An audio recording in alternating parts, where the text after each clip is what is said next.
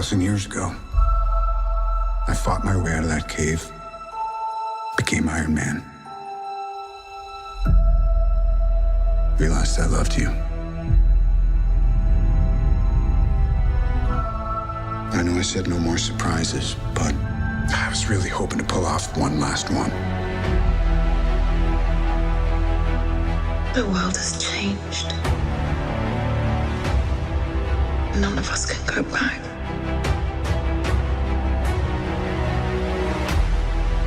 All we can do is our best. And sometimes the best that we can do is to start over. I will be back here. I will be back here. And I will be back with vengeance. I saw all these people die.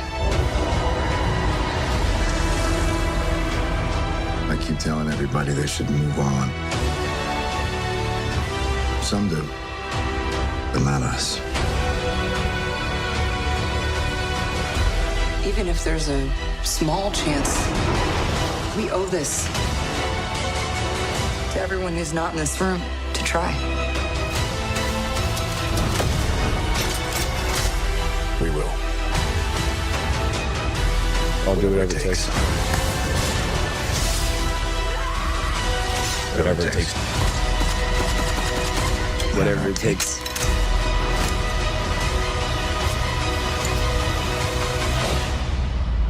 Doing whatever it takes.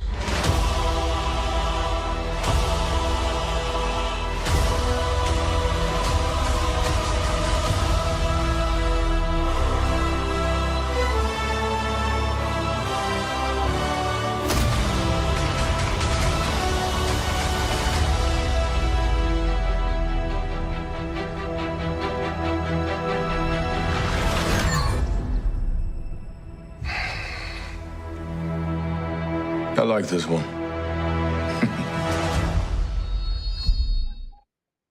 What's up, ladies and gentlemen? Welcome to another episode of the Niners Sickness Podcast. I have a special guest today. A lot of you already know who my guest is. We've been on the show before. My boy Rudy, he's a Rams fan. The Rams are playing good football right now. They're healthy. We lost to them earlier in the year.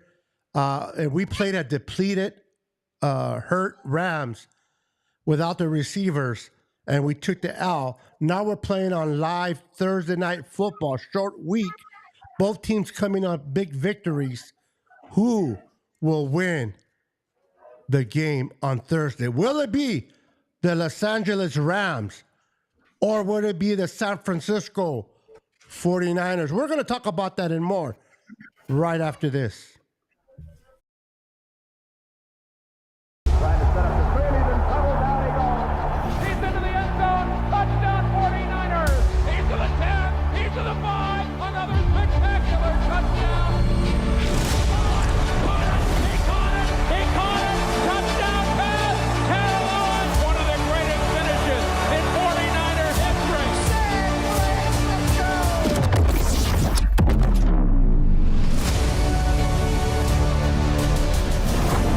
Toss to McCaffrey, and he runs out across the 30, breaks a tackle, he's gone!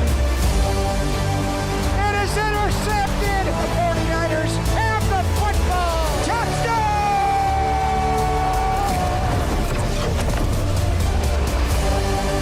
He's into the end zone, touchdown, touchdown 49ers. San Francisco!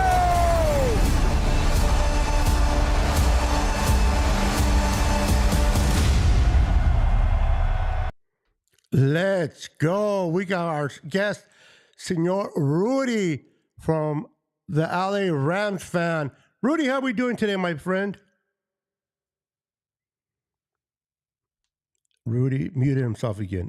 Rudy. Testing. Can you hear me? There you are. There we go. It wasn't even muted. Whatever. It's fine. How you doing, man? Thank you for having me. It's good to collab. I wish I wasn't at work so we could have collabed earlier with the other guys, with the other your other podcasts. fellas. No worries. We're here now. That's all that matters, brother. Yeah. We have a great game going on this Thursday on a short week. Both teams coming off a huge win. You guys battled it out in LA at SoFi against the Buffalo Bills. Matthew Stafford against Josh Allen. What a duel! Listen, people don't have to be a Rams fan or Buffalo fan to enjoy good football.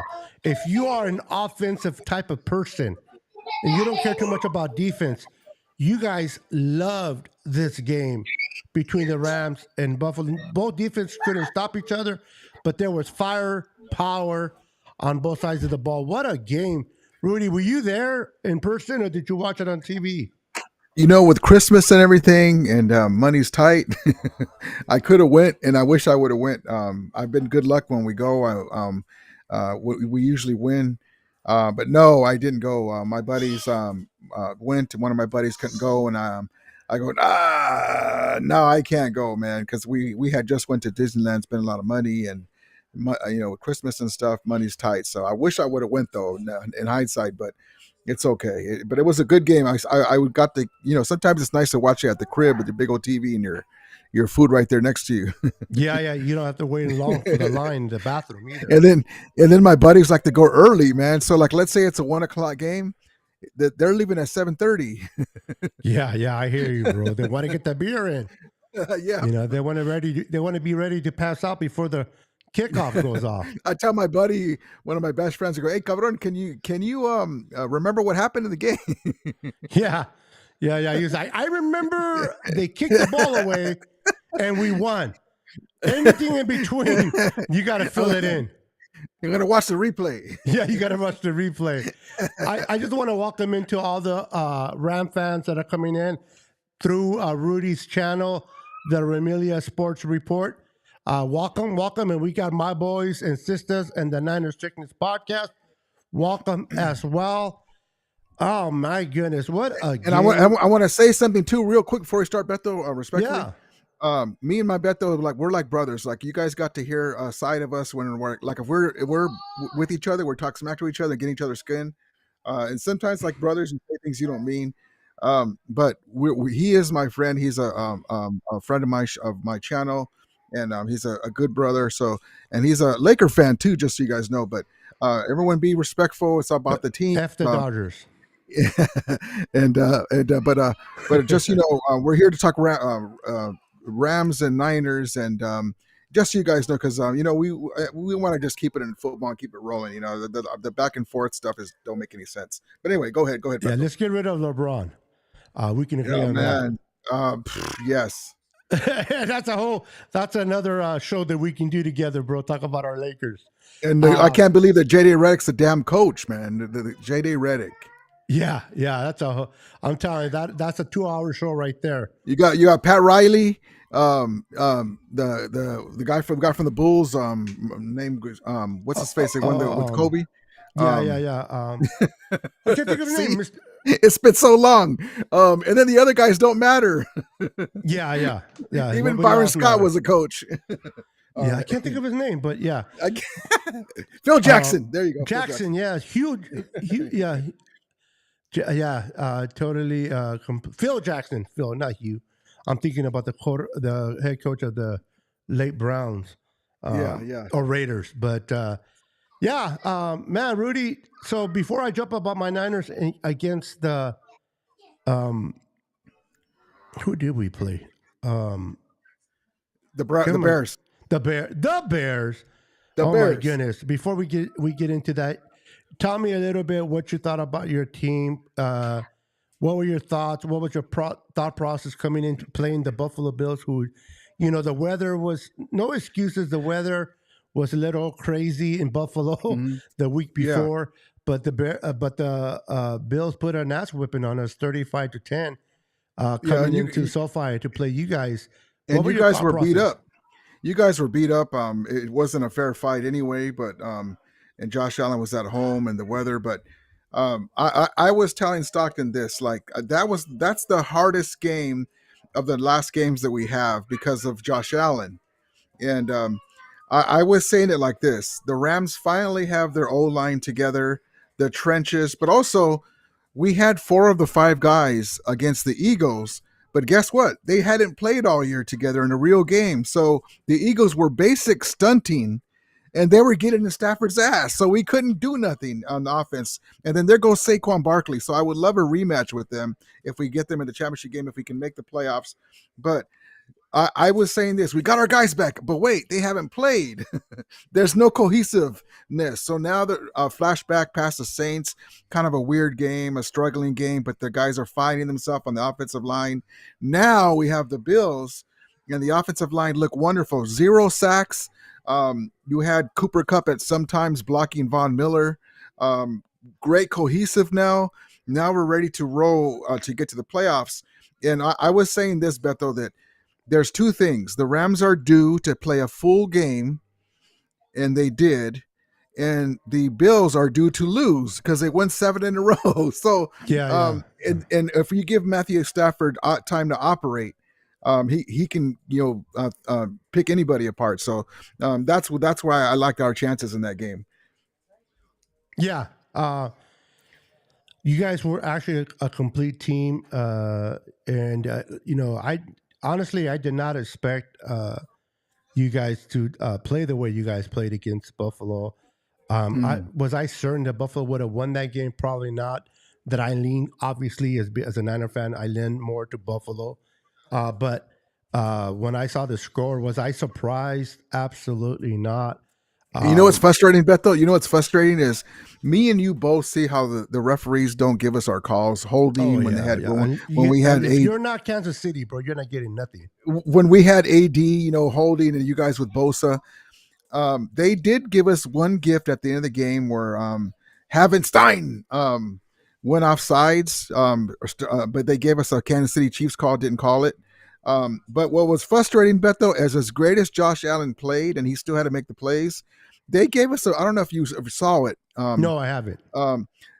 Jared Verse, or Byron Young rather, was, how Josh Allen likes to go to the sidelines and then throw the ball real quick off his back foot, or like fake you out and then take off running. Byron Young hit him on the sidelines, a good pop.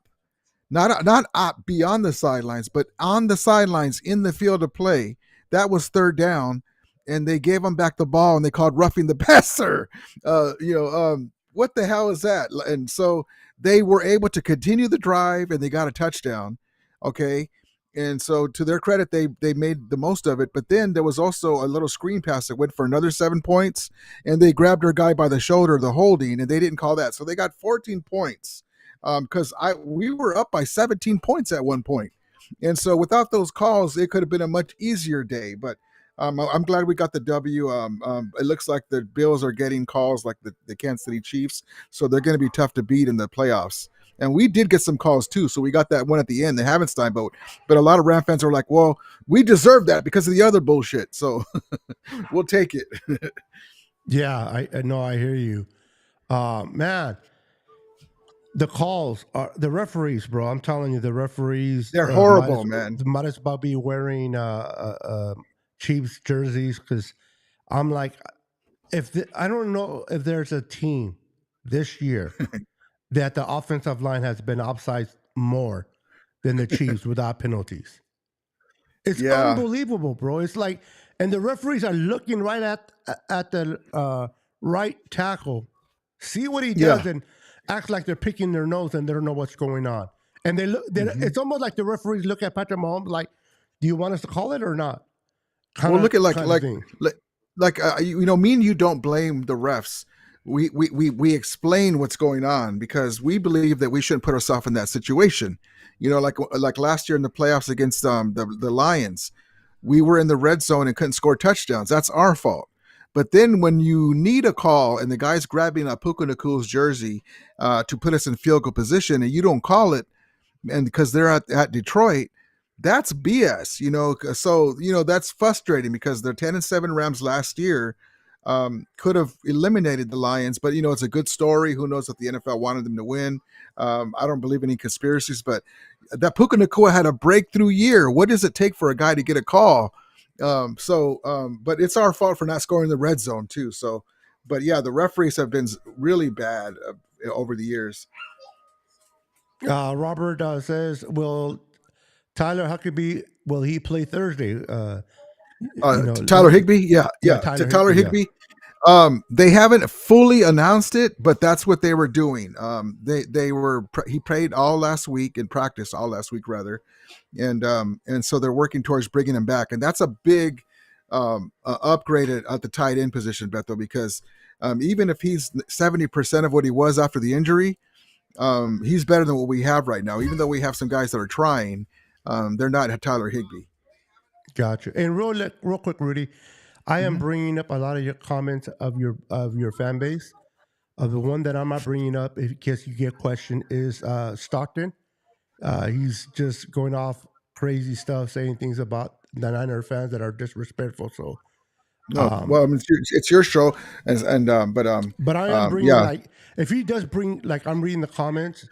If he says something even if he talks bad about the Niners, I'll bring that up. No big deal. Yeah. Personal attacks. Let's be cool. Like, no, yeah, we don't want that. That's he good. My guy Stockton. CGA, sit back and shut your mouth.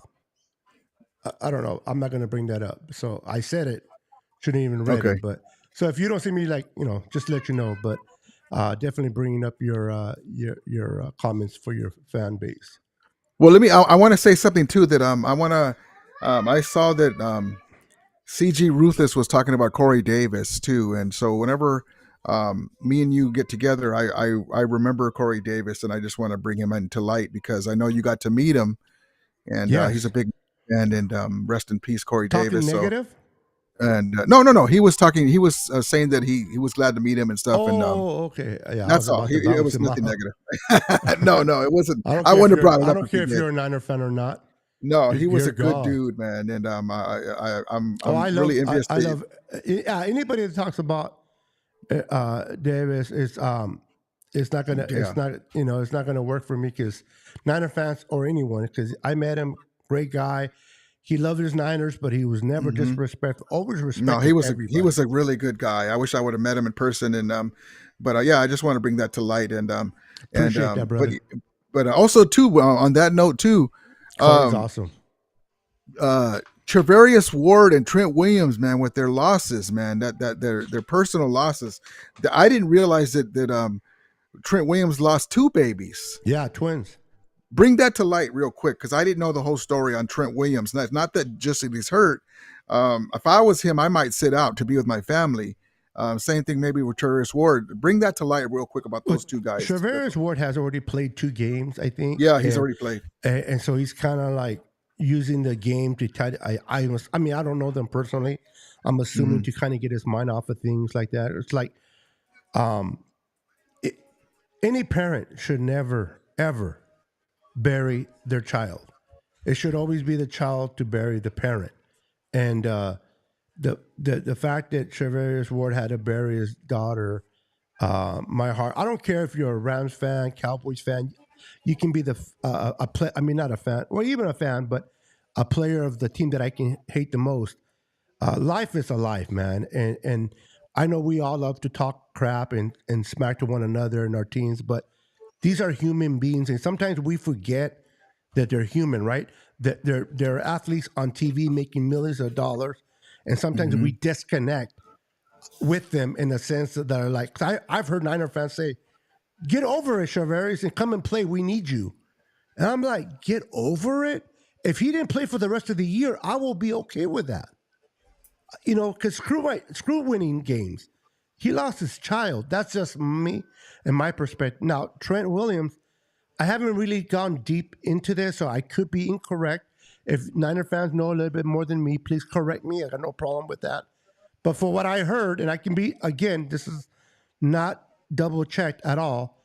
He lost one at stillborn, and then the other one they were able to bring it, but didn't last long after. From what I'm hearing, but I'm not 100% correct on that. But he did lose both child. That sucks. And that's devastating, bro. And I don't care who you are, what team you play for.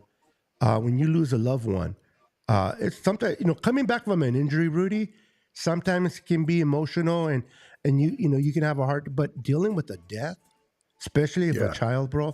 Even if you play like Chaveras is playing, how do you expect a player to play their 100% when they're going through something as awful as that, my friend? Yeah, and I brought it up because besides the injuries, Chaveris Ward, he has played, but the one I was really talking about was Trent Williams, because besides being, I guess he got an ankle or something. I'm not sure what his injury is, but um, his mind cannot be on the game.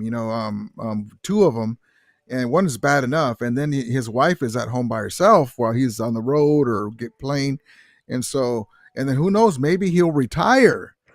That's in Yeah, the off season, because your family's the most important thing, and they're absolutely. going through something. So I just brought that up because he's a big cog in the Niners. Forget this year for a second. The future plans. So both of our teams, we have to make a decision on Cooper Kupp. We'll see how we finish, and Matthew Stafford. We still need him another year because he's signed already for another year through this year. So, but anyway, let's get to the game. I just wanted you to bring that. I wanted to bring that up because I appreciate, you make a valid point, and thank you for bringing that up, because regardless, like if he decides to retire as a fan, I'd be like, man, he's an anchor at that side. But I completely understand, because family and life is way before football. And anybody that takes football first, I really would have to suggest to see a psychologist or someone, whatever, yeah, because there's some issues there. Or you're probably young and don't have a family. But whatever he decides to do, bro, I support him 100%. Do I want him to retire? No. But take care of your wife, take care of your other children, and handle your business. Niners should be secondary or even last thing on his mind. So if he plays this year, we'll see what he does. If he doesn't, I have his back 100%. Same thing with Chaveras Ward. I did not want him to come back until he was ready. And how do you get ready after losing a child? So that's hard, bro. So I appreciate you bringing it up, bro. But we are gonna talk football. The Niners beat the Bears. The Niners haven't played this year. We have doubt with a lot of injuries, and I'm not saying there's excuses, but they are reality. Injuries are part of the game, but they do affect how you play your season out. And we dealt with a lot of injuries on defense and on offense. We haven't been able to stop the run well because we lost Javon Hargrave from the start. Hofanga has been out. Greenlaw might be back for this game, but he's been out all year. Even if he's back, you don't just get back to where you left off. There's a progress of ramping up.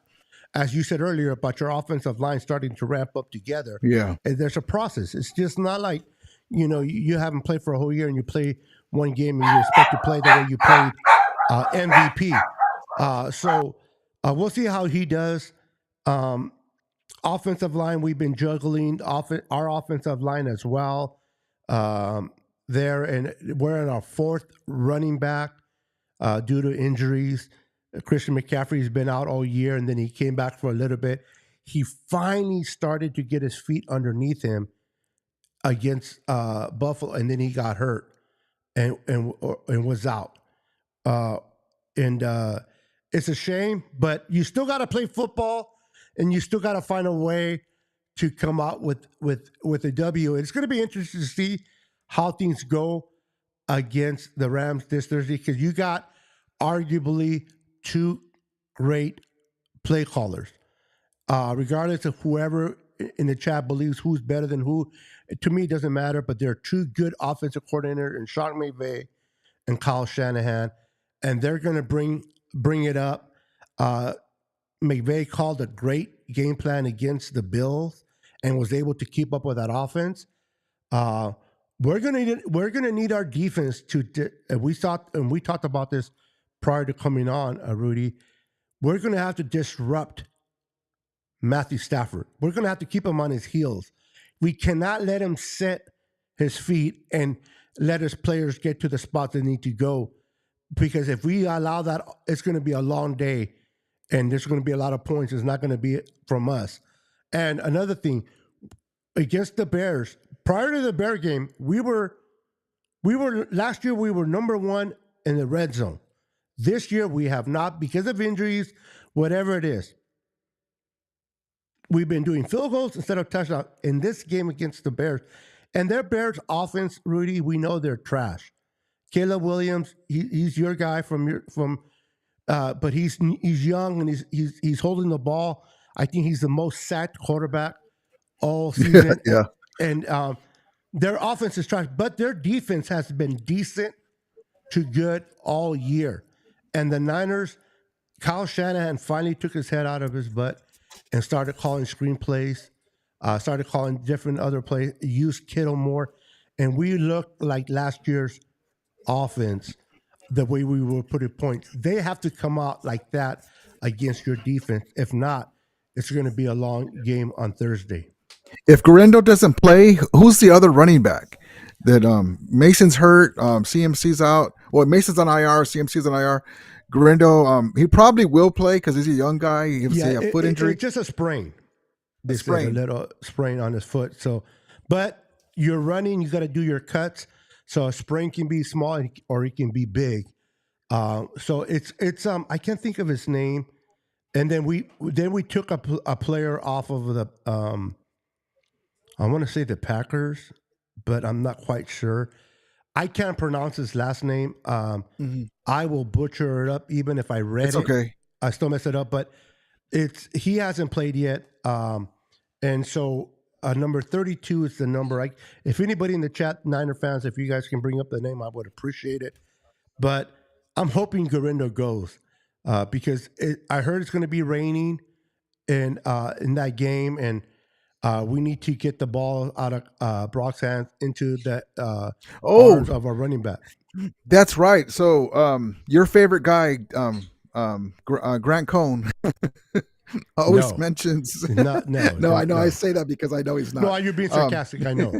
No, but I say that just because the point of Brock Purdy with the bad weather, and if it's going to be bad weather, he hasn't played good in bad weather especially if it's rainy. So that might be a factor in the game. We'll see. I wish that both teams were healthy and that way there's no, this is going to be the third straight game where you guys have played us and you guys are banged up for the most part. We are getting our guys back. Tyler Higbee will be back. You guys get Greenlaw, but he hasn't played. Tyler Higbee hasn't played, but just him being out there might be a boost for the offense. But our secondary, Beto, man, that's what worries me. They should be. Darius Williams is not a shadow of himself that he used to play with us the first time, and Witherspoon isn't playing as good as he did last year. So we kind of have to sub one in, sub one out to see who's hot. Linebackers, Omar Spates has been a great find. When Reader got hurt, he came in and he's a lot more athletic and more physical. And so we're a little bit better at linebacker, but still, still that's not one of our strengths. What about Fred Ward's foot, or ankle? What does he have? Some kind of injury that he was saying about in the media, and he has slowed down a little bit. Fred Warner? Yeah. No, he's fine. He's okay. Okay. Yeah, he's fine. He's a little injured, but like he said, this is not going to hold me back. And he had a hell of a game against the Bears. So, and I expect him to be more pumped up when Greenlaw comes back if he plays, because that's his boy, that's his partner. You know what I mean? Like, yeah. In the Bears game, Tanoa Hufanga, you know who he is based on college. He played. This kid came back and he changed the atmosphere in the secondary. And sometimes you bring players, even if they don't do much individually, just their being present on the field can change the attitude of a whole defense or a whole offense. And I think Greenlaw would do that just as Hufanga did last week, his first week back from injury. This will be his second game. He was very effective with the young kid, Mustafa, back there. Our secondary is pretty good. Our secondary is pretty good. Our linebacker, we've been struggling because we haven't had Greenlaw, and Fred Warner seems to do everything back there. And I forgot about the name of number 59. I don't even care to remember his name anyway. The Hmm. kid that came from Greenlaw, he's Ca- terrible. Campbell, Yeah, yeah. Campbell. No, I know his name, but I don't. Yeah, I just say I Yeah, forget. But he had a good it's game. not worth it to remember. No, he did have a good game against the Bears, but it's not consistent. I don't care Yeah. about a one day one. I need consistency when Fred Hmm. Warner's kicking his butt out there working every game. So uh, we'll see what happens. Maybe he knows Greenlaw's getting healthier and he's like, oh crap, let me start playing. I don't know what it is, Hmm. but what I was excited was sorry about my birds. I It's had to okay. move them into my in my office. My wife says, "Move your birds to your office, and I move you out of the house." My lady Um, has birds too on the other side. yeah. So I the Niners they're going to have to play and play smart. They're dealing with injuries, but there's no excuse if we lose on Thursday to the Rams. We can't use excuses of injuries. You play with what you have. You got to call a better game plan when you don't have all your guys on deck, and you got to figure other ways how to uh, attack the Rams.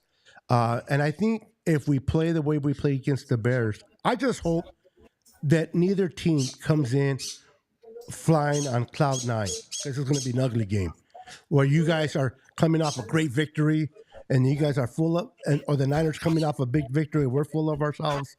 I hope they're down to earth and they have a good game. But the Rams and Niners always play each other well.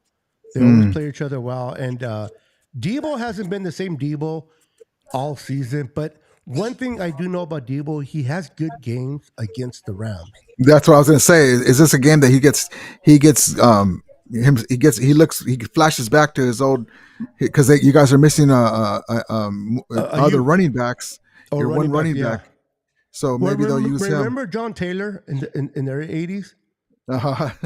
John Taylor wasn't always had great games, or Jerry Rice, but against the Rams back Yeah. in the 80s, he stepped up. So Debo kind of reminds me a little bit of John Taylor when it comes to the Rams. But we'll see. We'll see Yeah. what Debo can do. I do like, as a Florida State Seminole, I love Verse. I love Oh man. Fisk. And I told you, remember before the season start, Yep. keep an eye on these guys. Fisk is not going to replace Aaron Donald anytime soon, but he's No. going to ease the pain of a little bit Yeah. of not It's having a him there. committee. Yes. It's production by committee. Jared Verse is probably almost a lock to win the D Roy unless they steal it from him like they did Kobe Turner last year. I They was give going to it say to the that. Texans guy. And then you have next up and runner up is Jared Fisk because he's been coming on the last 3-4 games, and but these two guys with Byron Young on the other side and Kobe Turner in the middle, they're coming on, and the secondary. We need to draft a defensive back next year in the draft, and Kobe Turner might not play this game. He's got a lung contusion, the land shark, and so we got this guy Emmanuel Forbes from the Commanders. They let him go. He was a former first round pick, so maybe he'll pull a Witherspoon and play well for us. And so he might get the nod and start over because Turner's Kobe Durant rather is hurt with the lung contusion. So that's one thing to look at as well. But I'm really looking forward to the game. I'm looking forward to Tyler Higbee being in there, and How many games have he missed? How long has he been out? he's been gone all year. So he's like Greenlaw. Yeah, all year. All year Oh, he's been okay. gone. So imagine the season when you're looking forward to. Well, we revamped our whole line. First game, left tackle Larry Jackson couldn't play the first two games for undisclosed. They suspended him, undisclosed, and then one of our offensive linemen got hurt in the first game against the overtime loss to the Lions, and then Higbee was out the whole year. Puka and Cup both were hurt, and here we are fighting to still win the division.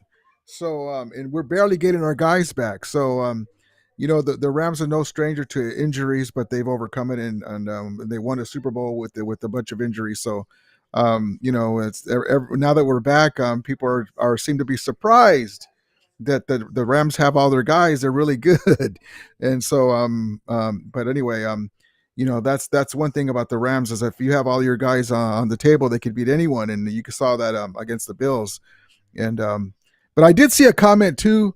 They were talking about Kansas City. Well, Kansas City wouldn't let that happen. Well, if everybody remembers the LA game, Golf versus Mahomes, 51-54, Kansas they City can has be not beat. been playing good football this year, bro. They just get No, lucky. but they said they made a comment. They're on the Kansas City's jock. They should have lost if there was a team that had a Matthew Stafford or that could close them out. They would have got closed out. But anyway, who are you excited to see in the matchups in this game, Bethel? Wow. Or looking forward to seeing. I'm hoping Nick Bosa will be back for this game. Oh, yeah. It sounds like he will, but there's not 100% sure yet. It's going to be a game day thing. So we'll see what happens there. I'm looking forward to see our left tackle, Jalen Moore, continue to protect Brock Purdy's blind side, especially Trent Williams. And I do not expect Trent Williams to be in this game at all. You guys have some young pass rushers that are hungry, and you guys do a lot of stunts. And so I'm excited to see what Jalen Moore can do. I'm not expecting him to shut down your defense, but I expect him to at least win, lose some, win some type of mentality. Not just don't get your ass buried by these defenders. So that's who I want to see, honestly, in people in the chat or anybody can disagree with me. I want to see a duel between Brock Purdy and Matthew Stafford, kind of like the Josh Allen, because it's always exciting to see that.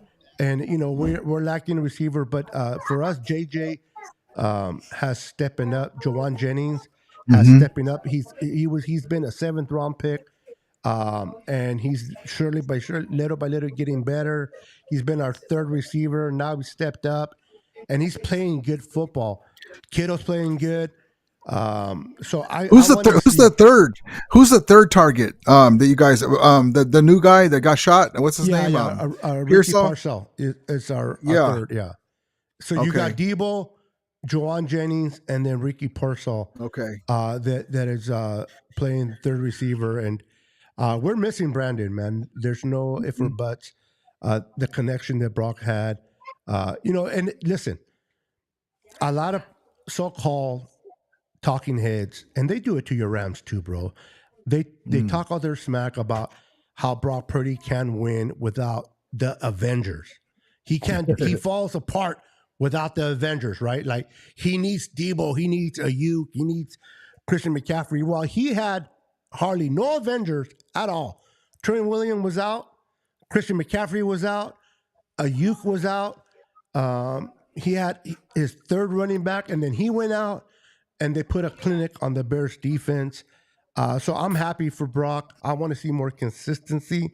And for the Niner fans that think he's not going to get signed, I've heard Niner fans say, bro, we need to find a better quarterback. He's not a Josh Allen. He's not a Patrick Mahomes. And I give it. He isn't. He isn't at that level. I understand that. You can't find where can you find that kind of quarterback?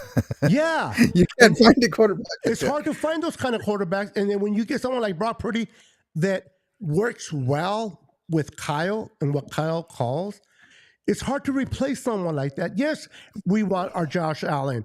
Yes, that's why we drafted Trey Lance. Trey Lance. We drafted him because of that. We want to Patrick Mahomes, but people don't realize those guys don't fall off trees. A lot of quarterbacks have to develop into who they are, and we're getting good production from Brock. We're not. If you watch the all 22 on Brock, you'll be amazed how good he actually is. Well, he's the best quarterback you guys have had. Yes. Yeah, since Shanahan's tenure. Yes. He's the best one. And people, it's not enough, bro. They want the Patrick Mahomes. They want the Josh Allens. And it's like, well, I mean, honestly, everyone has a right to their opinion, but honestly, Beto, we saw Matthew Stafford against the Bills, and you've seen him have really good games in other games. There's some Ram fans that want him to be the Rams to get rid of him. Get rid of him to us if we didn't have Brock Purdy.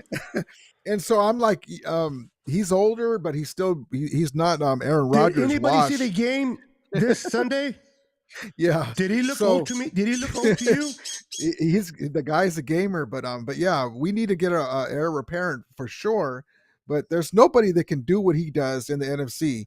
And so, the Purdy is exactly what Kyle Shanahan needed, a guy that can, with your offensive line, the problems you've had on the right side, and Trent Williams being out, with the mobility and the scrambling, that's what you need, because otherwise, who else are you going to get in there that's going to be able to get away from the pressure?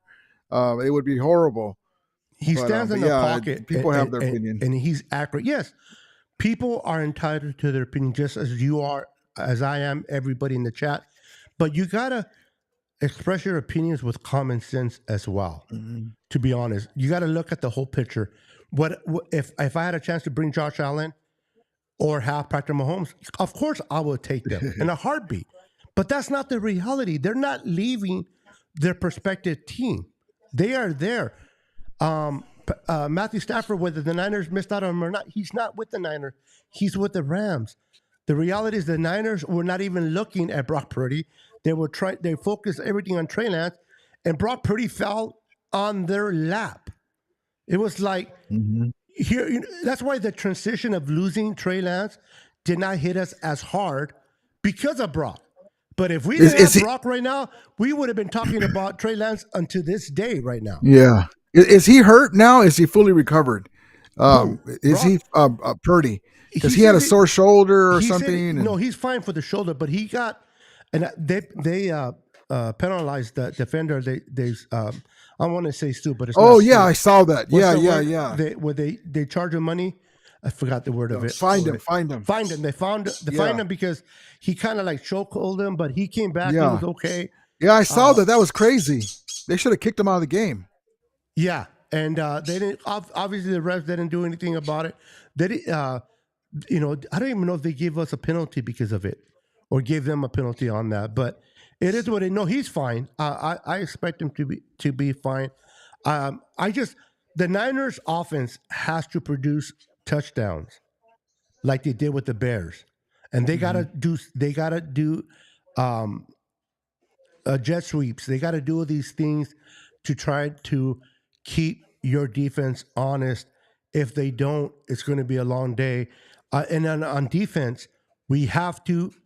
We did a lot. I don't remember the last time we did stunts on defense, and we did so many stunts against the Bear offense that we had 7 sacks. Now, give it. Caleb loves to hold on to the ball, so those sacks, but still 7 sacks. No, it's good. We got to put that pressure on Matthew Stafford, because unlike Caleb Williams, Matthew Stafford doesn't know how to hold the ball for too long. The ball comes out quick, so you're not probably going to sack him at all. If we get a sack, that'll be great, but you got to get in his face. He has to feel your presence, hear those footsteps. If not, it's going to be a long day. Yeah, that's how the Eagles were able to. They kept stymieing our damn drives. We get a first down and then we punt. We get another first down, we punt. We get a good play, there's a down penalty. And that's when our offensive line wasn't playing like they are now. But it's going to be interesting to see if the offensive line can hold up again in bad weather. And so it's supposed to be rainy and dreary and all that stuff. But I'm looking forward to seeing if Kyron Williams can keep running the ball. Like he's had a lot of good games versus the Niners and Blake Corum, man. Blake Corum, he did a Barry Sanders move and broke one of the guy's ankles in the Bills, like a basketball move. He's got a little more agility than I thought he did. He's starting to play good too. So the two-headed monster on running back. It's going to be interesting to see that if we can keep it going, because we have to run the table. Both of our teams have to run the table to even have a chance at making more. Yeah, I think you guys still playoffs. have one game that you guys can give up. Well, you guys beat the Bears, and the Bears are a weird team because I even tweeted out this, or X tweeted out this when we were playing the Bears. we kept messing around with Caleb Williams. He's going to put together a drive or two because that's when we didn't have Cup or Puka and we were horrible on offense. And so they squeaked one out against us. But we let them hang around, and we lost at Chicago. And so that's haunting us now. Imagine if we would have had that win. We would be right there with the Seahawks. But it is what it is. But they lost to the Packers by 1 point. They just barely lost to the Lions early on. Yeah, 3 points, I think. Yeah, they've been close. So, and then I think a lot of they're getting frustrated in the seasons. They're like they want to just finish the season now, but they still have good players. But they were tough at 1 point, and then now Caleb Williams starting to regress a little bit. Yeah, it is. Defensive coordinators start figuring you out, and to be honest with you, bro, that whole coaching staff over there in the Bears are trash. They got to bring somebody in, someone like McVay. Hey, if the Bears can get Ben Johnson from the Lions, then I can see Caleb Williams really flourishing with those receivers there. But they need someone of that caliber coaching mind. If they don't, then the Bears are always going to be who they are, trash. You know what I mean? So they got to get good coaching staff. They have to go for a big name. They can't get someone that it's not, maybe not proven, but at least capable of. And they got to stay away from defensive coordinator. I don't like hiring defensive head coaches. Head coaches. I don't. Yeah, I really don't. I'd rather have offensive minded and hire a good defensive coordinator. But I don't. People say, well, you can hire a good defensive head coach and nope. Give me the head coach because I know that the head coach is going to stay with the team longer than an offensive coordinator. So give me the head coach as an offensive coordinator combined. Over like Andy Reid. Andy Reid has it made because their defensive coordinator Spazzola. Yeah, we call him Spazzola because he was a horrible head coach. He was so bad at being a head coach that he never wants to do it again. No. So they don't have to worry about anyone offering him a job. So he has a perfect situation. He knows his lane, which is smart. He knows his lane, and it's really good at defense. So Andy Reid has an advantage. I keep forgetting the head coach that was for the Chargers and the Raiders.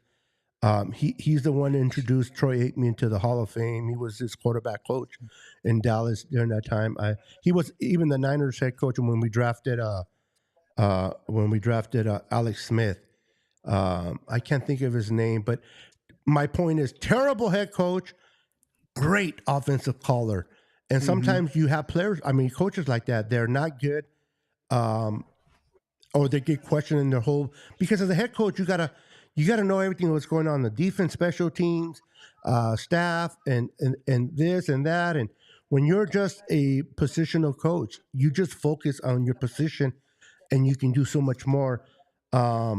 And so that's the same thing with what you were talking about. He was didn't he ever coach the Rams at one time, Spagnuolo?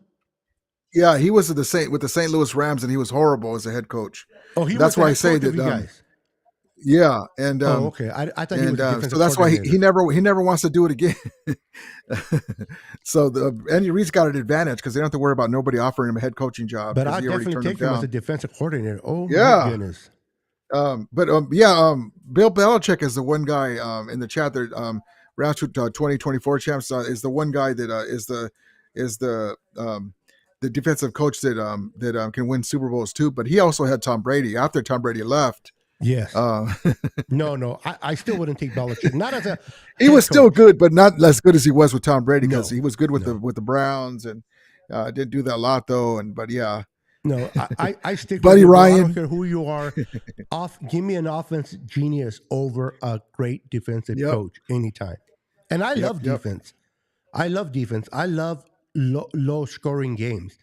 I love those scores that are baseball, 7-3.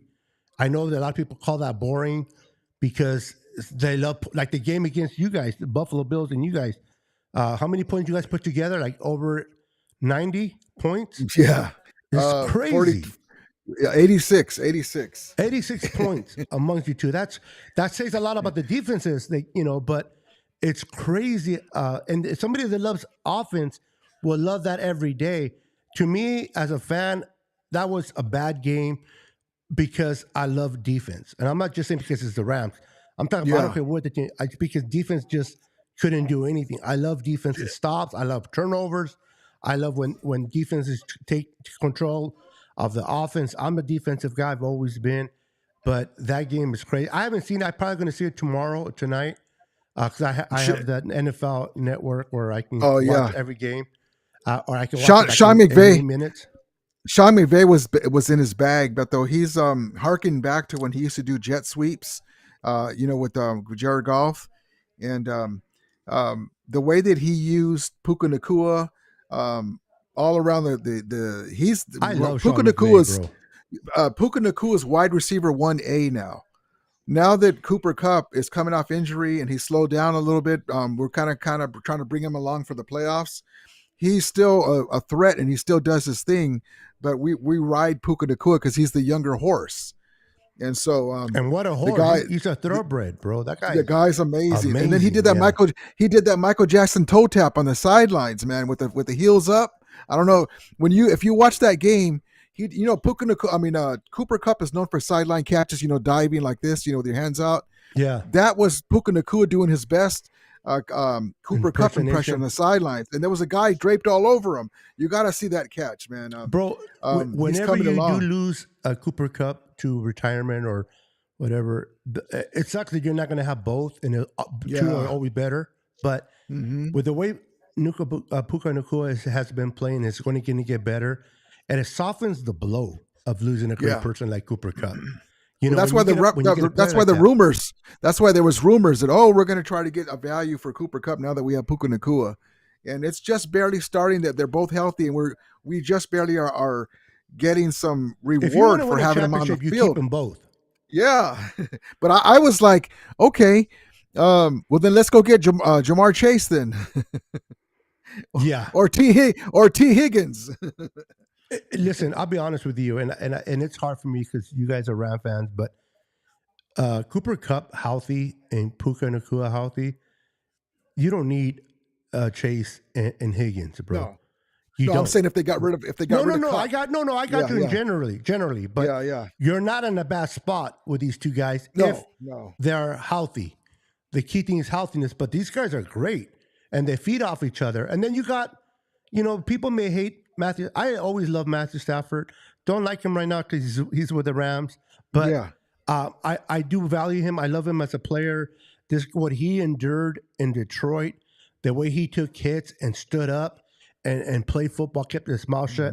I'm happy for Matthew Stafford. He won a Super Bowl with you guys, and I'm happy for Jared Goff. He's playing good football in Detroit, and this might be the year where he gets his Super Bowl. And I root for him. It was unfortunate. We thought he was Brock Purdy before Brock Purdy, because he came off of Fisher being the head coach was a train wreck. Oh my God, that guy's pathetic. Sean McVay, was the quarterback whisperer for golf.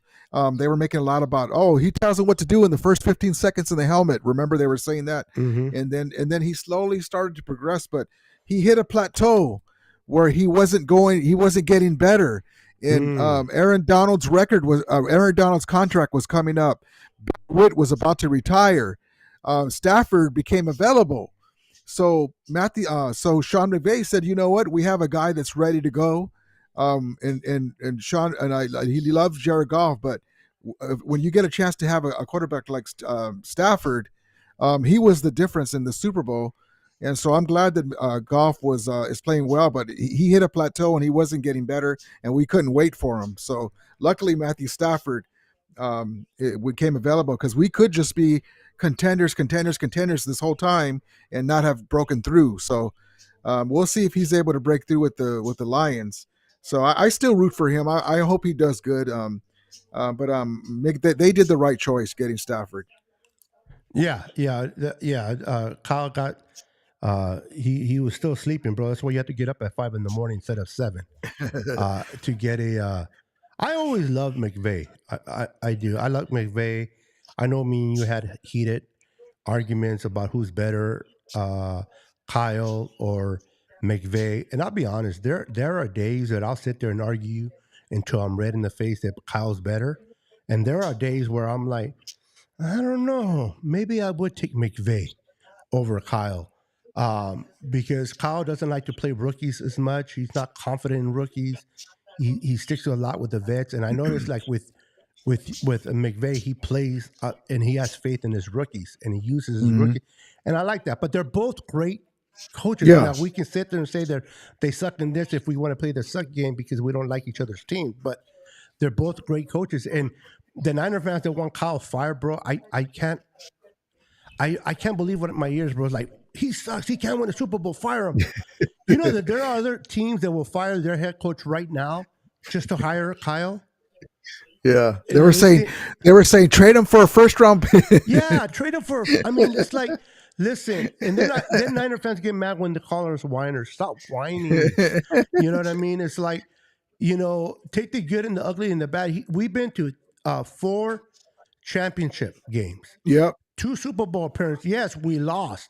It sucks that we lost. And I can argue this with anybody until the day I die. Our best window to win a championship, and this is hard for me to say, was when we played you guys in the championship. We would have beat you guys as we should have, but it didn't happen. It is what it is, and I give winning. But Cincinnati wasn't strong, and I'm not saying you guys won because Cincinnati was hurt, but they were hurt. Their offensive line, their offensive line, and you guys did what you're supposed to do. You're supposed to beat a team that is not playing well, so you did your part. And I think the Niners would have won. We would have did our part as well. But honestly, too, Beto, like I think if Kansas City would have won, we would have still beat them too, because Matthew Stafford. Well, actually, let me say it this way. I don't know about that. If OBJ didn't get hurt and we played Kansas City Chiefs, I think because he was, how he was rolling in the Super Bowl and he got hurt. If OBJ didn't get hurt and we were playing the Chiefs, I think we could have beat them. But with OBJ hurt and then playing Mahomes. You're right. With you guys maybe played it would have the been Chiefs in the regular season, right? Yeah. You guys have never played them in the playoffs. Well, no, you can't. No, in the Super Bowl. No, you can't. The Super Bowl have to be the Super Bowl. The Kansas, and again, I'm not saying you can't beat them. I'm not saying that. Anything you get to the Super Bowl, anything's possible. For me to sit there and go, no, the Chiefs would have won. Well, I'm going by. I'm going by you guys when you guys played them in 2019. And it was a good game. You guys were leading the whole way, and they came back. The fourth quarter. Remember, we had in the fourth quarter though. We had Aaron Donald, we had Von Miller, we had Jalen Ramsey. You had all those guys. Now we have Matthew Stafford. Who we'll never know, but but the Chiefs play a different type of football in playoffs. Yeah, they are Patrick Mahomes. As much as people hate him and whatever, that dude, this guy pulls rabbits out of his I like ass. him. I like him. He was depleted last year, and he went into Buffalo and beat Buffalo. Buffalo was like, was it Buffalo? No, the Ravens. Excuse me, the Ravens. The Ravens were like, they're going to win it all. And the way they were dominating everybody, and they went there and kicked the Ravens out. I mean, you can never count out a team. I tell the Niner fans this all the time. Our bad luck is that we got to play the damn Chiefs twice. It's like, are you kidding me? Every when I was in the 80s, bro, when we were spoiled and we won our 5 Super Bowls, and I used to say, I can't imagine, and this is going to bite me in the ass, and it has already. I cannot imagine being a Cincinnati fan. And my friends would be like, why? They played us twice in Super Bowls, and they both lost with different quarterbacks, different coaches, right? Talking my shit. Now I know how they felt. Yeah. Well, we have the same thing. We have the same thing with Tom Brady. Tom Brady took away 2 of our Super Bowls, beating us in the Greatest Show on Turf with the Spygate and all that shit when they were not calling holding, and then 2018 when Cooper Kupp wasn't there and Jared Goff crapped the bed in the Super Bowl and was late on 2 big throws that would have gave us 2 touchdowns. And but you guys know about stealing too. You guys stole that Super Bowl away from the Titans, bro. Come on. Oh, look at you laugh. They were lucky to be that close. Was for you guys, not against you. They were lucky to be that close against the Greatest Show on Turf. How dare they? How dare they? How dare they?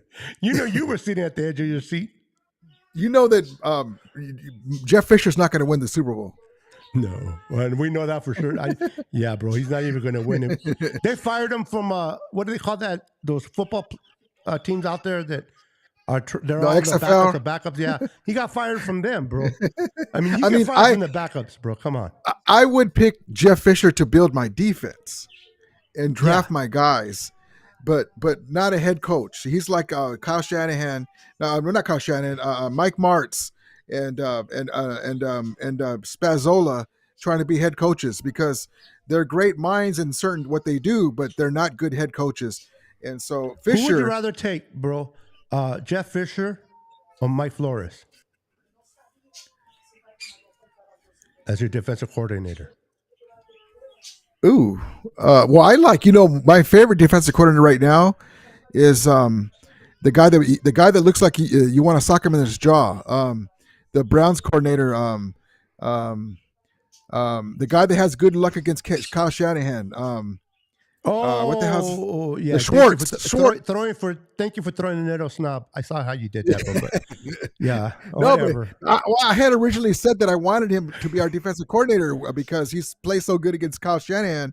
But what's his name? Jim Schwartz. Jim Schwartz. He's a pain in the ass, but he's a good defensive coordinator. I like him.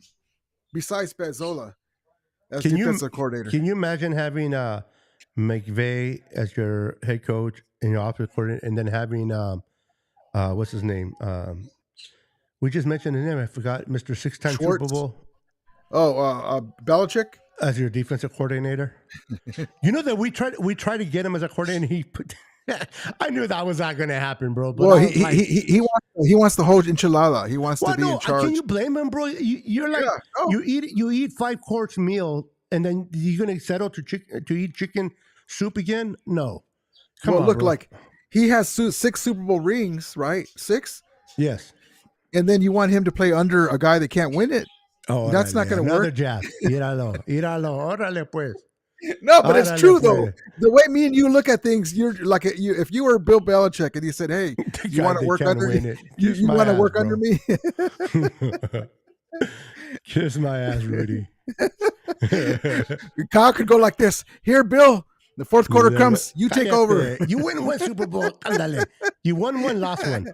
No, but no, I'm just saying. I just think he wants the whole enchilada because he wants to take credit for the whole thing. Yeah, of course. But come on, let's be honest. Any good coach has an ego. But honestly, he's dumb though because the Niners have been loaded on offense. Kyle Shanahan gets them to the championship and Super Bowl, and then he can clean it up and get another ring. And he showed Brady that he can win without Brady. No, but not like that. He doesn't think like that. No. But look at this is what he can go like this though. Look, my feelings are hurt. I'm going to take more money. You're going to make me the highest paid ever defensive coordinator. Oh, and the Niners would have done it. Yeah, that's what I'm saying. But it probably would have bit us in the ass with all the injuries. But who knows? Maybe football's passed him by. I remember Niner fans were talking the offseason. Oh my God, if we get Belichick, I'm like, bro, I'll bet. I go if Belichick becomes the defensive coordinator, I will sit there and lose. I'll come live naked and scare everybody off the damn screen. You know what's weird is Bill Belichick was defensive coordinator of the New York Giants. The New York Giants when they had LT and all those guys, Carl Banks, remember back in the day? Yeah. They had the Niners number with Joe Montana and everybody. They knocked out Joe Montana in the playoffs. The Giants, yeah. Jim Everett owned them. Jim Everett once threw 11 passes and 5 of them went for touchdowns at New York. Yes, it's just weird how the teams. It is like that. Though. It's still still today though. It's just weird. And then I saw the greatest show on turf. Kurt Warner shit the bed in a couple of plays and threw a picks against Bill Belichick and the Patriots. That cost us the Super Bowl. I was like, damn it! If that was Jim Everett, we would have won that damn Super Bowl. I mean, think about it. As great as Tom Brady and Belichick were, they lost 2 Super Bowls to Eli Manning. Let that sink in. Let that sink in. Not Peyton Manning. Eli Manning. That makes the world. Balanced. Balanced, yeah. Yeah. You got the best quarterback of all times with 7 Super Bowl rings. You got the best coach, and they lose to Eli Manning. Did you see the post on Twitter of him Twice. and Brady? So Tom Brady has a fish that years later now he's fishing and he has a fish like this, right? Like say it's this size, right? Good size, a fish. And then they show up a post of later on of Eli Manning with a fish like this. And somebody goes, man, Eli won't let him live. Nope. Hey, bro. Even in fishing. He's like, I may not get the gold jacket, but I got the 2 rings. You see these 2 rings? I only wear these 2 rings. Are the ones that one in each middle finger. Towards Tom and then Brady. he laughs at Peyton all the times he lost to Brady. Yeah, bro. See, go figure. Peyton Manning is better quarterback. I don't care if people want to argue or not. He couldn't beat. He ran the Tom whole Brady. show. And then your little brother, who's not that great, beat him in the biggest game of football in the Super Bowl. Yep. You know what I mean? So it's like that's why football is so amazing, man. I mean, look at Aber with the Chargers. He's a top talent, but he doesn't have 1 fourth quarter comeback in his career. Herbert with the Chargers. Oh, Herbert. Yeah. He doesn't have Herbert's 1 fourth quarter comeback. Bro. But he's a great talent though. But he doesn't have 1 fourth quarter comeback. He's going to get better with the best thing the Chargers could have done is hiring Harbaugh. Yeah, Harbaugh takes the ball out of his hands and says, "No, PP, you're gonna mess up right here. Hand the ball." Yeah, no, you're right. Yeah, because the other one that he was your defensive coordinator. Remember, he's with us now. What am I talking about? Yeah. He was like whatever Herbert wants. He was kind of scared to. Yeah, and Harbaugh's like, "Nuh-uh, I'll get rid of you. I don't care if you're." I was kidding Rambo when you guys brought him in as a coordinator or something, like a supervisor or something. Yeah, kind of like a backup. Yeah, and I go, well, I think I told Rambo, well, we won the Super Bowl after we got rid of him. Yeah, Rambo. He wasn't our coordinator. I see you and Rambo go. I don't listen to Rambo. Hey, Rambo, more power to him. He does his thing great for, dudes. I like the dude. I mean, the guy's cool. I just don't. No, he's a good guy. He's a Laker fan too. Honestly, what is it that I don't like about his show is I don't like the people that come onto the show. They got him really racist and they get crazy and it's like. He lets a lot of stuff in the fake imposter of me go in there and stay in there. And I told him about it. He doesn't do nothing about it. Yeah. So it's like. He even thought that I was. He even thought that I was in there under somebody else's name, and he was saying, "Oh, Rudy, I know that's you." I go, "Knucklehead, I'm not going to do that. Why would I go in there under somebody else's name?" Yeah, we know. Yeah, bro. I figure out who uses your name, bro, and it's like I stopped. Remember that one time I blocked. I told myself, okay, I know I text you, so I knew it wasn't you, so I blocked him. Right? I'm like, cool. I block. I don't have to worry about this individual no more. Well, because he uses the same exact name, which is YouTube stupid, it actually blocked you too, remember? So yeah.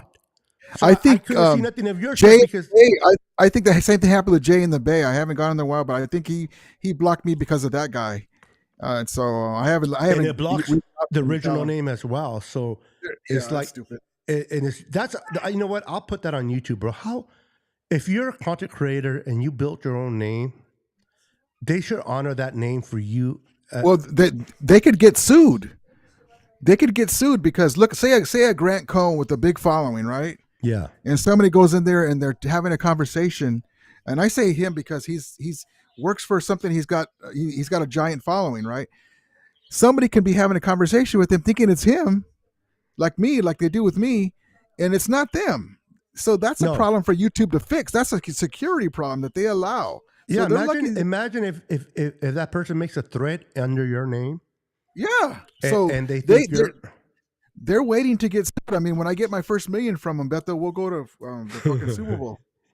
Knowing you, bro, as a Rams fan, you'll just let me look through the window. No, I would have you right there. I would say, I'll bring you, but you're gonna wear an Aaron Donald jersey. No, I don't think so, bro. I like Aaron Donald, but no. I'd rather wear his wife, but not the jersey. Orale. Okay, so give me your keys to the game, Beto. Give me your keys to the game. Keys of the game. Kidnap Matthew Stafford. Don't let him play. No. Keys of the game. Honestly, put pressure on Matthew Stafford. Stop the run and run the ball. I know it's cliche, but it is the truth, man. Stop the quarterback, run the ball, and stop the run. If we can do that, or let me rephrase it, the team that does it better than the other team is going to be the one coming out with a W in my mind. And for us, the O-line has to give Matthew Stafford time to operate, and give Kyrie Williams and Blake Corum lanes to run to get the passing game going. If it's bad weather, that'll cut down on some of the passing, but also Kyrie Williams cannot put the ball on the carpet, because this year there's been a couple of games where he's put the ball on the carpet in the wrong time against the Eagles. Against the Eagles, Beto, we were going all the way up the field. I saw that. We were about to score 7, and he fumbled the ball, and that killed us, because we could have possibly went up 14-3, and now it's a different game. But so we can't have that. And then on defense, plus we have to get. You were talking about Tutu. We have to get Tutu throw the ball to him early to keep him focused and ready to play, because he tends to space out and then they don't use him. So they need to get him, and that clears up everything underneath for Puka. And then on defense, no stupid gaffes in the secondary or penalties, allowing big plays. Watch Kittle up the middle, sneaking out, and spy Omar Spates, spy Brock Purdy when he scrambles, and it's like a 3rd and 8, and he'll move around and then just try to run for 12 yards. If we can do that and we can score 7, it makes it a little tougher for the Niners.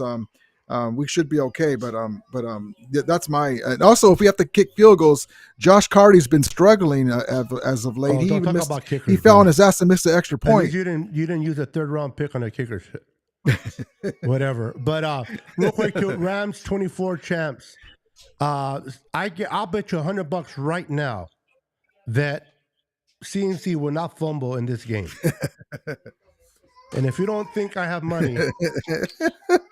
If you don't think I have money, let me put up my cash app to you real quick. So there it is, baby. So if you want 50s, if you don't have 100, I'll bet you a 50. Whatever it is, CMC will not fumble in this game. Real quick, Beto, do you want the Niners? What kind of contract would you give the Niners? Would you give Brock Purdy if you were the Niners? If you were John Lynch? Would you just extend him for a year at $30 million and say you got to play again because this season was give him injury the rhythm? Value of the market? So you would give him the 50, 60, whatever, probably 55, 70 if that's what 70, the value is. Yes. Madre. Juan Soto. Let me ask you a question. To any Niner fan that disagree, okay, you don't give him 70 if that's the market. Now the Niners have a good relationship. Brock Purdy's a different animal. He's not that greedy. I'm pretty sure the Niners and Brock, they're going to work something out that helps both of them, that takes care of and makes both parties happy. They restructured Javon Hargrave's contract today. They dropped his salary cap against the salary from $29.9 million to $2.9. Did they extend him, or they did added years to it? Yeah. Okay. No. They structured his contract. They structured it. Okay. Yeah, they did like AD. They did AD. Yeah, but they did like the Rams did AD. They can even cut him and post June 1st. It's not going to hurt us. He helped us.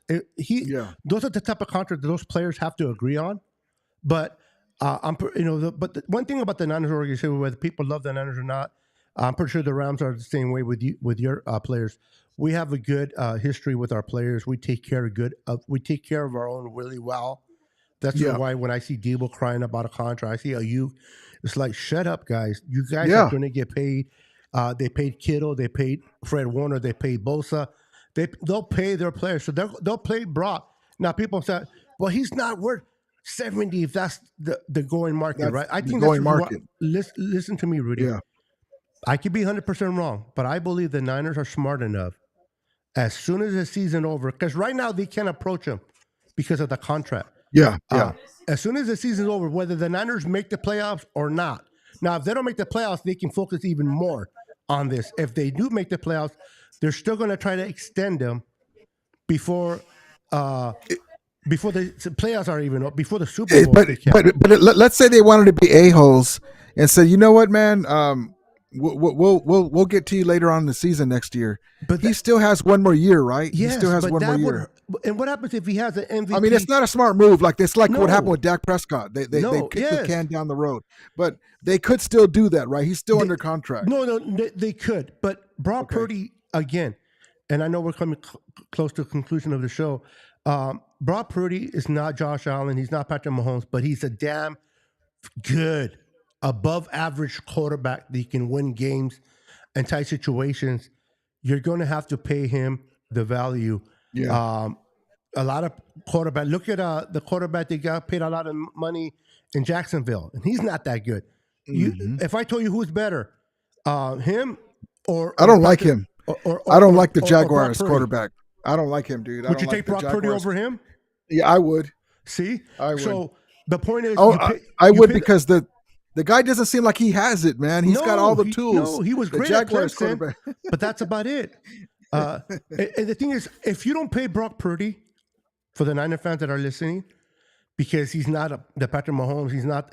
Who are you going to replace him with? Who are you going to go? You're going to take a chance in drafting someone, and then you're going to run through the carousel of quarterbacks all over again, trying to find a decent quarterback. Are you going to try to go out and get yourself a polished one? Now that's an area they can go, but who are they going to get that is free this offseason? Cousins. 50-year-old Cousins. Shut up, Cousins. Look at Sam Donald is playing better than Cousins. Kyle Shanahan is flirting with them. Oh, I hope not. And listen, if Cousin comes, then I want Kyle fired. I'll be the first one. Kyle, get out of here. And one thing I want kidnap McVay. One thing I want to bring What's up up, too Pterodome? is I don't think you know this. I don't think you know this, Beto, but the Jimmy Garoppolo got a game ball a couple games back from Shaw. Yeah, I was laughing too. But check this out. I wanted Carson Wentz back as our backup quarterback, right? I wanted him back, right? They let the Kansas City Chiefs have him. I said, what the hell are we doing? We got Jimmy Garoppolo. I wasn't a big fan of that. What's happening is, you know how we would play you guys? You guys saw that little short pass over the middle to Kittle or Debo. What he's doing is he's working with the second team unit in the practice squads against the first team, and he's teaching the Rams defense what the Niners like to do. Of course, because the Niners. So that's actually a smart move. And this is what they have film on it anyway. But he also has rapport talking to Jimmy Garoppolo and what Kyle Shanahan would like to do on this or that. They have film on it, but it's nice to have a quarterback that's good at those plays, those over the middle, that's a pain in our ass. And so that's what they're doing. The only difference, though, is that Brock Purdy doesn't throw interceptions. Garoppolo does. No, he does. But I'm just saying to get your... He can throw as many interceptions as he wants. Brock's not doing it. But to get the team ready for those plays, though, in spaces. So, but I love Wentz, man. I wish we would have kept him, but it is what it is. But I see what they were trying to do with all the information that Garoppolo provides you against us. You still wouldn't have taken him over Wentz. No, I like Wentz, but I understand because I was wondering why they did that, right? Yeah. So now I see, because they see that weakness that the Rams would give up those. But those are just two games. They still have it. Well, it's not just them. They still give those gash plays up the middle. They still do because our linebackers aren't that good, except for Spates. God forbid, and I'm not saying, and I'm not even hoping this happens, but God forbid Matthew goes down. You had Wentz or you have Garoppolo. Do you really feel comfortable with Garoppolo? Wentz. Well, I feel comfortable with him taking over for a game or two, to run the offense. I think he'll be okay. With Koopa and Puka Nakua, I mean, Tutu Atwell, our running game, our offensive line. Yeah, he'd be fine. We beat the I'd rather have Packers Carson in 2019 championship game, bro. And Garoppolo only threw 8 passes. Well, I mean, look at the way he played against us, though. We had AD and Ramsey and Leonard Floyd. He would always play good against us. So, but I think with McVay, I'm sorry not to interrupt you, only because you reminded me. I'm hoping he had a great game against the Chicago Bears. Drafted Floyd. He had 2 sacks against the Bears. He's good. I'm hoping he against the Rams. Playing teams that you don't play for. He has a good game. I'm not super excited about Leonard Floyd. He has 8.5 sacks now. He looks like he might hit that 10 mark, Yeah, which he's we good. brought him in.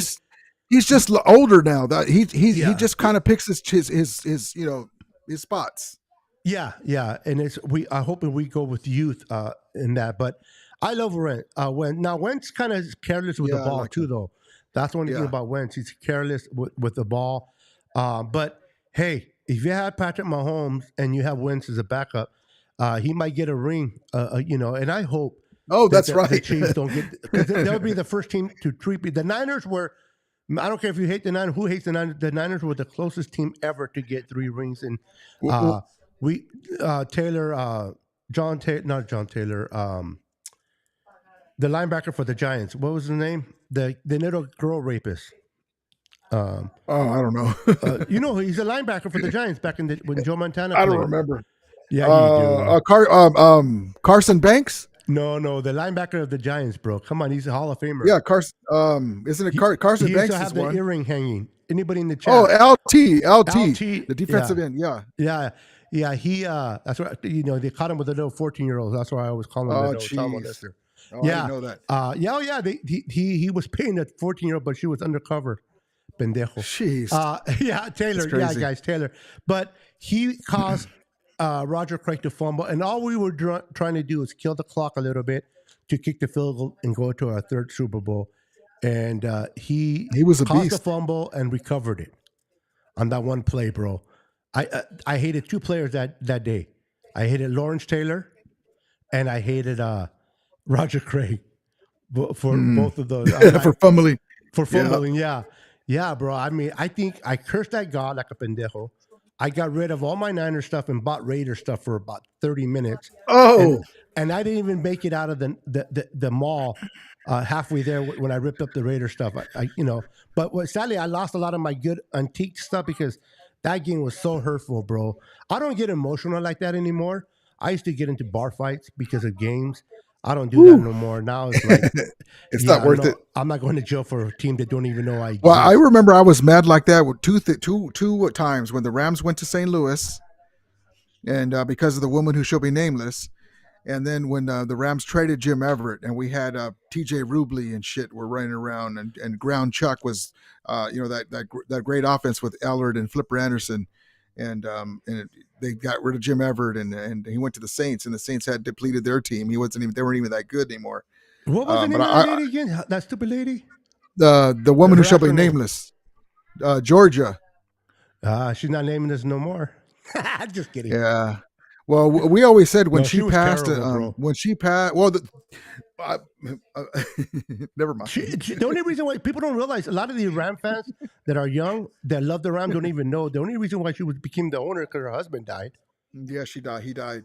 You know what sucks? And as good as the Niners were, it would have been wonderful to see if Carol Rosenblum, her husband, who had took over the Rams, he actually traded the Colts franchise for the Rams, and they had won 2 Super Bowls with the Colts. The year they went to the Super Bowl and played the Steelers, that's when he drowned, supposedly, and then she took over. But it would have been neat to see Carol Rosenblum, who's like a Stan Kroenke who wanted to win Super Bowls, versus Eddie DeBarlo Jr. in the 80s, instead of the woman who shall be nameless and who never would get the guys over the hump with getting a player or two. She was terrible, bro. They even Jackie Slater sat out, to give you an idea of how kind of an owner she was. Even he had to sit out. So as bad as she was, she's still better than John York. Well, what happened though was when they went to St. Louis, now they had to play players. They get asses in the seats. Now they had to get Marshall Falk, and she was all about saving money, not really. Yeah, now they had to pay players, and look what happened. They won the Super Bowl, and they had all them draft picks that they were sorry over years. Rich Brooks was the head coach, shit like that. We got all them draft picks and cashed them in. I always tell but people they still left rings on the table. For Jerry Jones being a cheap bastard now that he's older, that when he was younger, he played his players' money. One thing about he took care of his players in the 80s and 90s. He, the best, listen, the Niners would have had more than 5 Super Bowls if it wasn't for Dallas. And Dallas wouldn't have been as good if it wasn't for Minnesota. Do you know why I say that? Rudy, do you know why I say I blame Minnesota No. for the Herschel Walker Oh, trade? the Herschel Walker. Yeah, the Okay, if that Herschel Walker trade did not happen and gave all those picks to the Cowboys for 3 years, they wouldn't I have the players they got. I remember Herschel Walker. They would And he didn't do shit for Minnesota. he would tiptoe, and then take off. But Yep. but with the Vikings, he would tiptoe and tiptoe. They tackle him. Yep.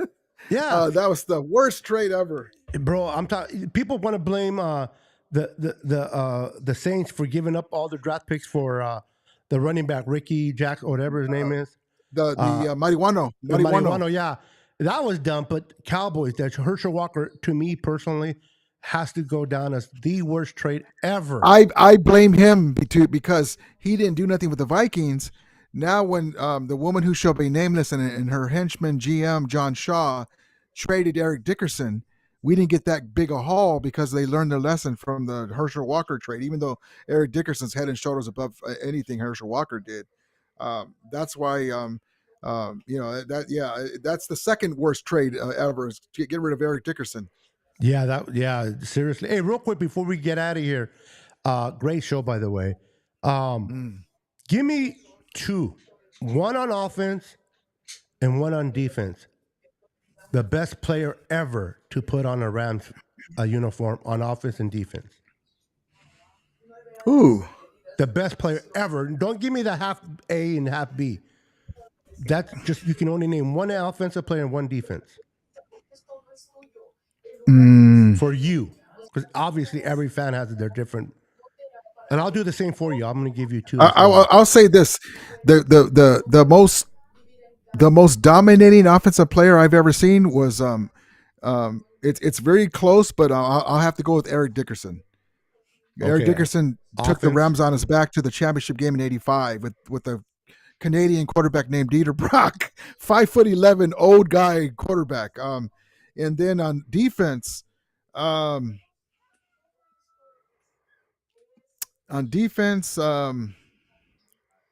woo.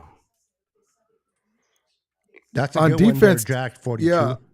On defense, it was Jack Youngblood before Aaron Donald came along for me because I didn't see Rosie Greer and all them, but the John Wayne and Cleats thing with the playing with the fractured ankle and against the Steelers in the Super Bowl, Jack Youngblood. So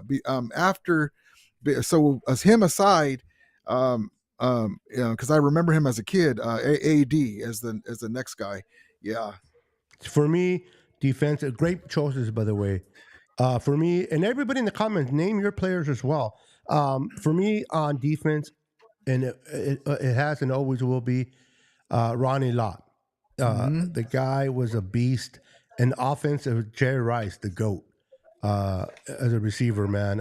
And I know a lot of Niner fans don't like me when I say this, and I love both quarterbacks. I love Joe Montana. I love Stevie Young. But people always ask me if I had to choose one quarterback to watch play, even if I chose Young, I would have to give up on 4 Super Bowls that Montana won. I would still pick Steve Young because of the way he played. Yeah, the type of football he played. You know, and I don't like to say who's better than who because they're, as long as they wore a Niner uniform, they're all great in their individuality. Yeah. But who did I enjoy watching and play better was Steve Young. But you can never say you can never go wrong watching the comebacks of Joe Montana in the 2-minute. Joe Cool in the last 2 minutes. That guy was a surgeon. And you know what? And it's funny that you remember the game when they traded him to the Kansas City Chiefs, Joe Montana, and then they played the Niners, and then Joe Montana did a comeback against the Niners and Steve Young. Me too. Yeah. I was like, it hurt, but the reason it hurt. Now it didn't hurt as much as getting our ass kicked by the Eagles that year. Yeah, 40-8. But it was the year that we won the Super Bowl, so it kind of took the sting out of it. What I remember about that year too is he beat you guys on the comeback against Steve Young too, and he wanted that game so bad, right? Because they traded him, and then the Rams handed Joe Montana his first ever shutout as a professional football player. The Rams went to Kansas City and shut him out 16-0. Oh, did they? Yeah, because they kept going for it on 4th down, and the defense said, "How dare you go for it on 4th down?" And they wouldn't get it. And so that was one of I remember that season. And for those two reasons, that the Rams, who struggling that year, shut out Joe Montana, had him as first ever shutout as a pro. And then he beat the Niners. As long as he didn't do it in the Niner uniform, I'm good. Yeah, but that was a great game. I remember against Elway too. He did the same thing. He came back against Elway, I think it was, in the corner of the top of the end zone. I think he came back against them too. I lost some friends, bro, back in that time when we played the Chiefs in week 2. Now we didn't know. Now we know, but we didn't know that year that we were going to win the Super Bowl. But people told me, who you going for, Joe Montana or Steve Young? I'm like, which team does Joe Montana play? The Chiefs. Which team does Steve Young play? The Niners. I'm supporting the logo. Come on. I mean, yeah. Well, you're like, I'm rooting for my team, but I'm watching my. I still I'm looking at my rooting for Joe Montana when he's not playing the Niners. If Joe Montana kills us, I'm not going to be mad at it. I want my team to win. Now, to me, I got both. To me personally, I got both the best of both worlds. I got to see Joe Montana kind of took his vengeance on the Niners, and good for him. And then I got to see Steve Young win his first Super Bowl. So, that year was a good year for both of you. Now, if we didn't win a Super Bowl, that would have been a different story. You know what I mean? Yeah. But I want to give a shout out too, real quick. I was just thinking about it. We used to have Taylor Rapp, defensive back. He won a Super Bowl with us. He's playing good. Yeah, he wasn't that guy with us. So, like, when a lot of Niner fans were saying Witherspoon sucks. Last year when he was playing good with us. Sometimes you need a new environment. That's what you remember. Yeah, he stopped Kyren Williams and Blake Corum from going to the house with some last second tackles, and it wasn't that he tackled him real hard. He tripped him up, but he wasn't doing that for us. So I just want to give him a shout out because he looked really good against us. I'm like, where was that? And that was Taylor Rapp, number 9. He's with Buffalo? The Buffalo Bills, yeah. Oh, I don't know who he was. I know he was playing for a team. I forgot what team he was playing for. Yeah, he's playing really good. And I'm like, where was that? Sometimes guys blossom and it takes a different environment, like you said. You go to a different environment. What it is you learn from the team you were before, the things you did wrong, and you try to fix it on the other team.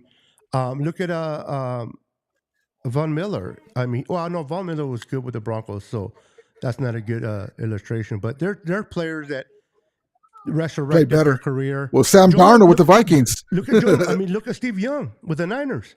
Yeah. When he was a Buccaneer, he was trash. That's what happens. That's the argument I have when they talk about Matthew Stafford and the Lions. I mean, when you're with a bad organization, they hold you back. Yeah, an organization that always drafted a receiver no matter what. Matt Millen got this dude. Great defensive player, but give me a break when it came to general manager. Every year, it was a receiver. Just like the owner of the Raiders, every year, if you can run fast, I'm taking you. Yeah. I'm like, dude, are you serious? But yeah, credit real quick to the Detroit Lions for what they have done to that organization. They are playing some good football, and they took some Rams guys and put them in the front office. That the guy, one of the draft guys, the draft gurus from the Rams, that helped build the teams. Yeah, I can't remember his name, but he was really good for us drafting, and he's done the same thing for them. So I hope I'm they win rooting a Super for Jared Bowl Goff. because Me too. Because the reason why I say this is because Ben Johnson's not going to be there the following year, bro. He can't stay there too long. He might if they lose, depending how far they go this year. If they make it to the Super Bowl and lose in the Super Bowl, I might see him coming back for one more year. But if they don't make the Super Bowl, he's going to have to start his own thing. And I would love to see what's the name get a Super Bowl there. Before I let you go, because this is a myth that I've been hearing. I know you're a dedicated Rams fan. I want to know the truth. Sometimes people say things so many times. By the time it gets to somebody, it's a full-blown lie. Did Sean McVay get rid of your quarterback? I forgot his name right now. The guy with the guy with the Detroit Lions. What's his name? Jared Goff. Jared Goff, because he was flirting with his girlfriend. No. Okay, because that's what the rumors going around the Niners camp, that Sean McVay caught him with his girlfriend and was threatened by him, so he got him rid of him. No, that sounds like a Niner fan. No, I'm just kidding. No. They didn't No, come from a Niner that's fan. no.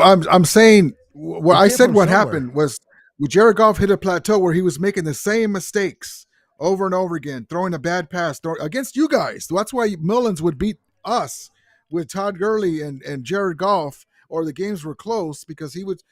You had Sulla making him make so many mistakes. So why is he playing so good in Detroit?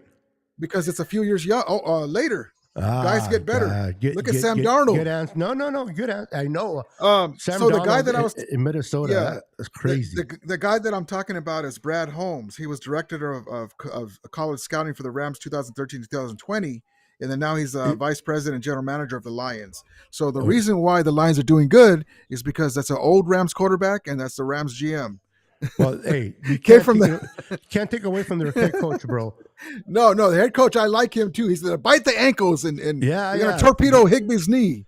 Hey, it sounded stupid at the beginning when he first had his first conference, but now he's backed it up. I didn't know he was the original tight end for the Detroit Lions back when he played, but that's pretty cool. But he did blow that game against you guys, going for it on 4th down instead of kicking the field goal. No, he did exactly what he was supposed to do in that game. Too bad we didn't cash in, for that. That was like, honestly, I was like, God dang. That was a crazy game. It was nice to go to the Super Bowl. My wife's like, you giving up on your team? I'm like, no, but look at the score. It's hard. And it was not even the score. Game. It was the way we were playing, right? You got to take and then when they started coming back, I'm like, oh, it's one of those, like, you're down and you're like, what? It makes me wonder. It makes me wonder because Jared Goff has that luck. The that Slepperock character from the Flintstones, Bad Luck Bernie. He has that luck. He's playing good. They're blowing you guys out in the first quarter, and then some bullshit happens. The running back fumbles. The old Rams receiver Reynolds drops a ball that was right there. He could have turned around and got a first down. The ball bounces off a Lions defender helmet and goes right into Ayuk's hands at the goal line.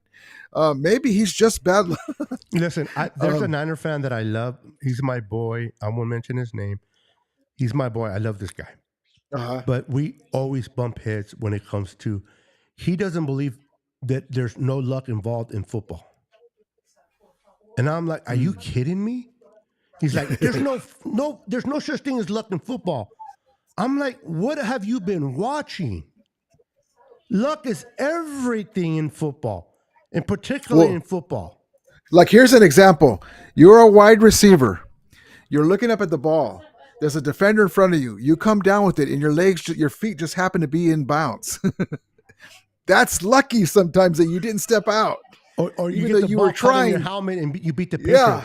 Or the ball bouncing off the defender's helmet, the Lions last year, and right into Ayuk's hands. What do you call that? Yeah, if that's not luck, bro, that wasn't a play. People are like Brock Purdy. I'm like, Kyle and Brock Purdy did not make that happen. There was 100 balls that would never happen again. Yeah, bro. It's luck that has everything to do with it, or bro. Just call it fate then. Okay, forget luck. Just tell them it's fate. Yeah, they don't. But I tell this: you have to have a great roster. And you have to have luck to win a Super Bowl. Having a great roster is not good enough without luck. You have to look at the and we'll close with this. Look at the Chiefs last year.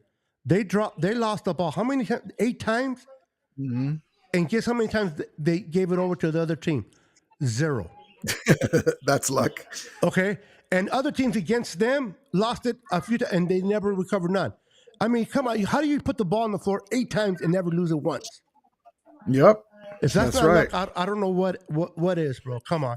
When a referee calls a play on your behalf, like remember the Saints? Was it the Saints and who were the Saints playing? Remember it went against the Saints, and they lost a playoff game, and it was a bad call on the ref, and they went on to the Super Bowl. I think I forgot who it was, but I'm like, dude, if it ain't luck, I don't know. But listen, Rudy, I'm really not shocked, but I really enjoyed tonight. We talked about our teams. It was cool. People doing their thing on the comments, whatever. But I had a great time. Listen, before we get out of here, I'm a Niner fan. Always will be a Niner fan. I want my Niners to win on Thursday, but if the Niners can't make it into the playoffs for whatever reason, best of luck with your team, bro. Go out and get yourself another ring if you can get it. Thank you, brother. I Just don't appreciate do it. at our And expense. And I told the Niner fans that the Rams would avenge you. We will avenge you for the Bills for the game before in the snow. So we avenged the Bills for you for If the Rams NFC make West. it to the Super Bowl, I want to. If you guys beat the Chiefs, then I'll have a different conversation. But until Well, the NFL, because Beto, forget the Rams for a second. If the Rams can get it together and get to the playoffs, Saquon Barkley is amazing. You know, we have to stop him. Who knows if the Lions can beat him, whoever gets him. But the Eagles and the Lions are hard to beat this year, bro. NFL fans deserve either a Mahomes or Josh Allen versus Matthew Stafford in the Super Bowl. NFL fans deserve that. You saw the game this last time. NFL fans deserve a matchup like that because there's no one else in the NFC that can match up to those quarterbacks. Versus a Jared Goff would be a great Super Bowl. No, he's mechanical. It's not the same thing. Of course, because the Ram not in there. He doesn't have the arm angle. He doesn't have the no look, and he doesn't all that stuff. Mahomes learned all that from the master. You just said you were rooting for him. I am rooting for him, but I'm saying you can't root for him if you don't think he'll win it.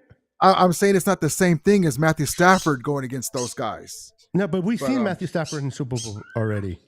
Yeah, and we want to see him again. Yeah, want to see another no look pass. Or I would like to see what's his name? What's his name for the Eagles? Hurts win one. That'll be nice for him too. Well, I want to see the Rams with the Lombardi Trophy, and then they hand it off to Jimmy, and then Jimmy goes, "Shanahan, this is for you." Yeah, no, the best. I'll be honest with you. If we don't make the playoffs? The best thing for me is it has to be Detroit though. If Detroit can knock you guys out, I'll be happy. Because I do like Jerry Goff. I think he's a better quarterback than Stafford. I root for him. He went through a lot with McVay. Even when he had the success, you just don't want to be against your team. But yeah, they were crediting McVay. You know, even when he had the great success, and they were crediting McVay, tells him what to do, all that bullshit. And your coach is supposed to help you. What the hell is that? Your coach is supposed to give you some hints of what to makes the team win. So if your team doesn't make it, who are you going to root for to win? You still rooting for the NFC? The Lions for sure. The Lions. Yep, so you'll never root for the AFC? No. Okay. Well, wait. Unless they put the Niners. Oh no! Like last year. Really? Yes. Well, that's where we did differentiate because I want the NFC West to be the best division in the NFL, even if it ain't the Niners leading the charge. I want the West to be the best division, so we can get 2 or 3 playoff teams off the West. Honestly, that's what I like. I was saying if the Niners won, I would be happy for Corey Davis and you and friends that I know that are Niner fans. So but it would have been bittersweet because Corey has seen it from above, in heaven, but he wouldn't have seen it on his TV. But honestly, if they did win, I would have been happy for his family. There was a friend of mine, a huge Rams fan. Me and him will always go back and forth, and we talked for 2 or 3 years. His dream was to watch the Rams win a Super Bowl. He died a few months when you guys went to the Super Bowl and win it. He died like 3 months before the Super Bowl.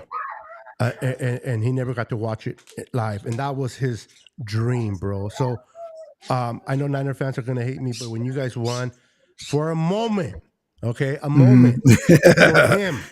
for him, I was happy. And then I woke up and then I hated it all over again. But for him, I was happy because I knew how much the Rams meant to him. Just like how the Niners are meant to Corey. And you can dislike and hate the Niners, but you appreciate Corey. So for him, even for a minute, and then you're like, damn, they won. That's the way I was. But I value friends more than my team.